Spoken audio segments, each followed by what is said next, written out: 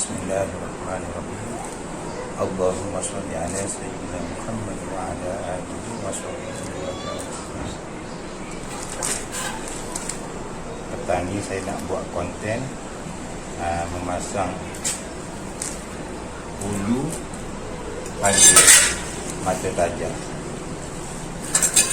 Pertama sekali kita dapatkan bulu, sama ada kita nak beli bulu ni atau kita nak buat dengan kayu jenis kayu leban. Kalau kayu leban ni mungkin ni bulu biasa lah, tapi sebab dia tajam, dia tak se-heavy duty macam kita nak buat bulu cangkul. Jadi saya beli je lah bulu ni. Pertama sekali, bulu ni hendaklah kita dapatkan ukuran untuk saiz ni. Sepanjang ni, sebulatan ni. Jadi bulu ni dia kita beli besar, so kita tanda dia, ambil ukuran dia dulu macam ni, ukuran diameter lubang ni. So daripada itu kita tanda lah diameter dia ni berapa. Lepas kita tanda diameter, kita dapatkan panjang dia nak masuk pada lubang ni. So, kita akan masuk sekira-kira lebih kurang saiz ni lah. Sekira-kira saiz macam tu, biar dia tenggelam 100% lah pada lubang ni. So, kita pun tanda lebih kurang 2 inci. Bila kita tanda lebih kurang 2 inci, kita akan buat satu ukur lilit ni lah, untuk kita nanti akan kikir dia supaya hasil kerja kita nanti kemas. So kita dah dapat sini ukuran diameter dia tadi ni, kita dah ukur.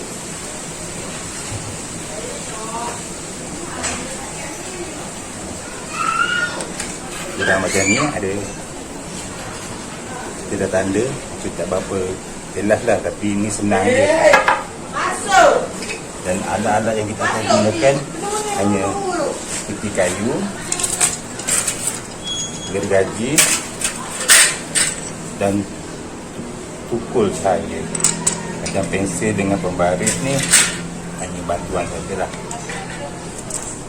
Kita akan start menggergaji pada bahagian yang kita tanda tadi lah.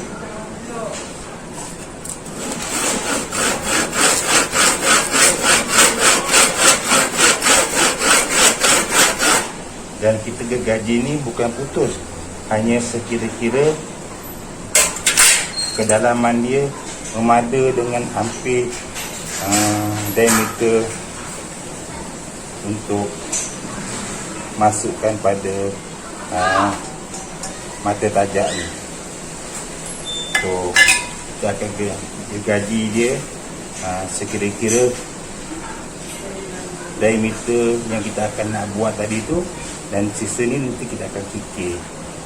Kalau boleh biar basi lebih sikit lah, supaya nanti bila kita pasak dia ni, dia akan betul-betul ketat.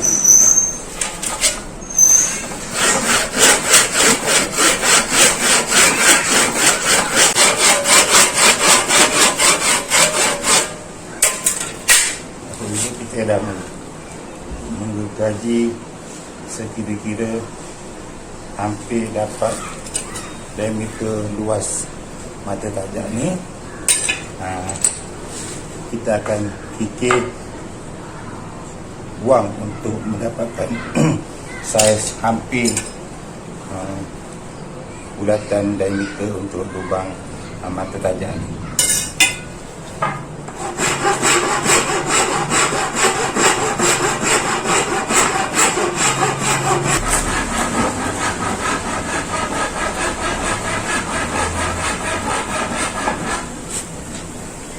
lagi sambil-sambil kita gosok buat dia punya macam ni lah. Yang tadi kita gaji, dah dapat ni, sambil-sambil tu jangan gosok terus kan, kita test tu. Ni hampir-hampir masuk, nampak? Hampir-hampir masuk. Hampir-hampir masuk ni dah memada dah. Cuma kita nak finishing, sebab nanti bila kita nak ketuk dia, kalau dia betul-betul longgar, dia tak ada grip. So kita kat sini lah yang kita perlu kita kata gosok sekira-kira depan dia terus, sebab yang lagi ke belakang ni dia lagi kecil. So kat sini kepala ni kita kena buat kecil, makin besar, supaya kita dah, sebab bekerja kebun ni, bila alat kerja kita bermasalah di kebun, dia orang panggil kita punya moral kita tak berapa best lah. Sebab tengah-tengah sedap kerja, tiba-tiba ulu tu patah lah, ulu ni tercabut lah. Sebab tu orang bekerja sebagai ini, benda-benda gini kita memang sangat, macam saya ambil kira lah, supaya kita taklah benda remeh-remeh ni mengganggu kita punya kerja. So kita sikit lagi finishing.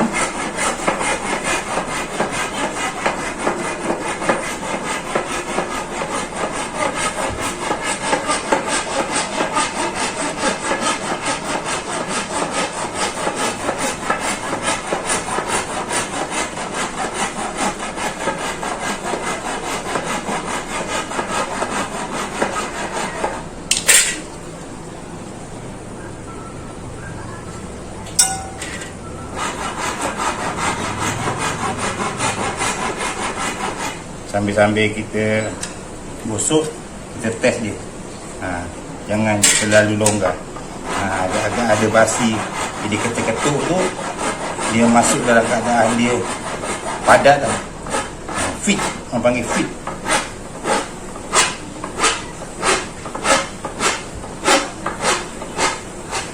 So kita cuba ketuk dia slow dia, layan dia. Dia dah masuk dah, dia dah pegang dah. Cuma kita kena ketuk sampai dia masuk habis padat ni.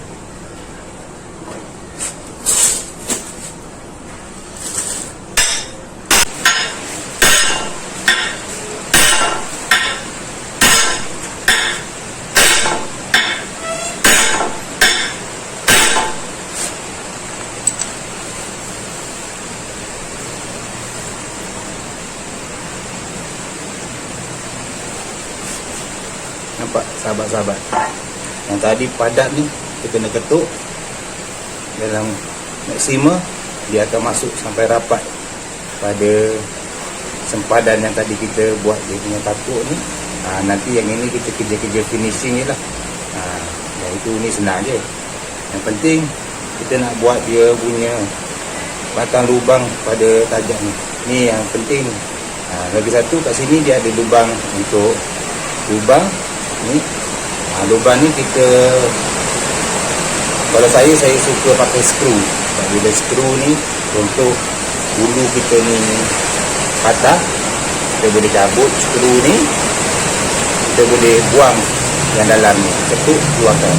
Kalau kita pakai paku, bila dia patah, nak cabut benda ni, sebab paku ni boleh juga, tapi kerja ni lagi kecil. Kita senang pakai skru. Inilah kalau kata keselamatan dia, kita kena skru dia tadi lah. Nak kata kita cabut memang mantap lah. Tapi benda ni bila kita dah betul-betul dengan cara dan penggunaan yang betul, insyaAllah pun boleh bertahan bertahun-tahun. Yang penting jangan kena hujan panas lah. Barang-barang kerja kita ni dapat kita guna, kita simpan tempat yang sesuai. Jadi kita tinggal finishing bahagian ni je yang lebih besar daripada lubang mata tajak ni. Lepas tu siap.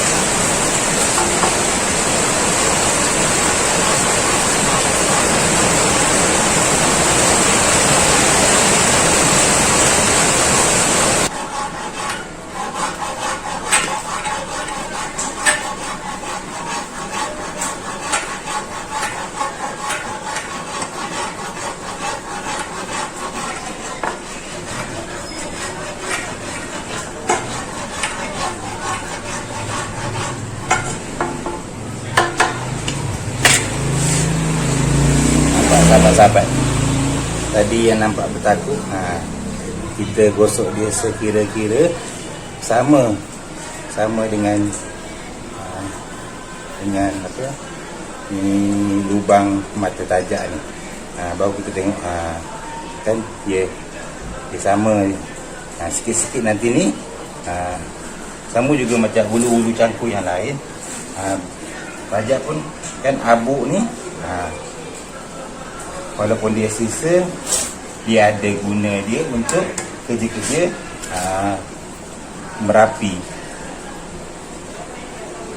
Bila dia kerja merapi ni, nanti abu ni kita akan ni gam 2 saat seperti mana yang lain-lain penggunaan dia. So abu-abu ni kita letak dah tempat-tempat yang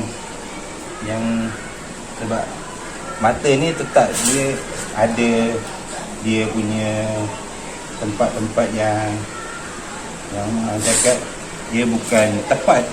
Jadi kita yang buat dia ni, so kita dah rapikan dia macam ni, biar tinggi sikit tak apa. Sebab apa, nanti kita boleh fikir dia abu kayu ni.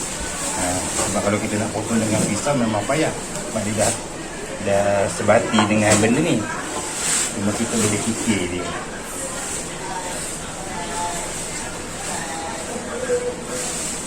So benda ni saya pun tak tahu muncul dia kat mana, tapi kita fikirkan dia sebab yang ada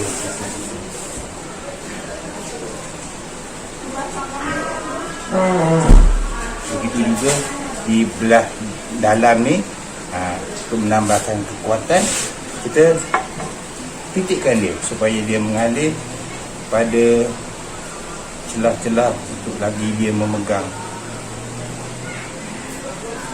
bagi dia meresap masuk. Nanti kita, walaupun kita akan skru dia, dia basah macam tu, dia basah macam tu, kita layan je, kita layan bagi dia masuk ke celah-celah tu. Sebab selain dia menambahkan kekuatan, dia juga menjadi bahan macam gam daripada air. Jadi kalau kita buat kerja tempat yang basah, kita masukkan dia bagi dia meresap lah.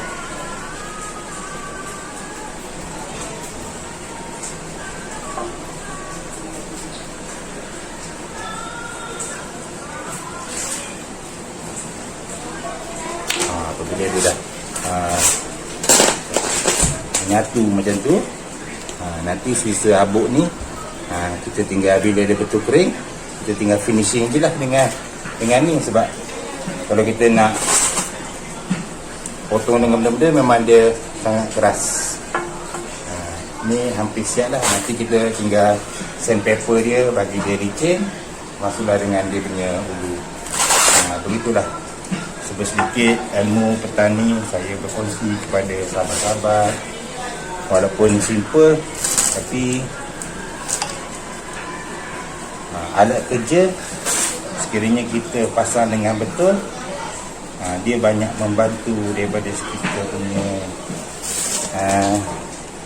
kemudahan atau memudahkan pekerjaan kita. Yang demikian, sekiranya tuan-tuan suka dengan channel saya, tuan-tuan subscribe dan share. Dan sekiranya ada komen, tuan-tuan boleh tinggalkan komen di ruang komen. Harap-harap komen tu komen yang membina supaya kita boleh menambah lagi ilmu. Semoga dijumpa lagi di lain channel. Wabillahi taufiq wal hidayah.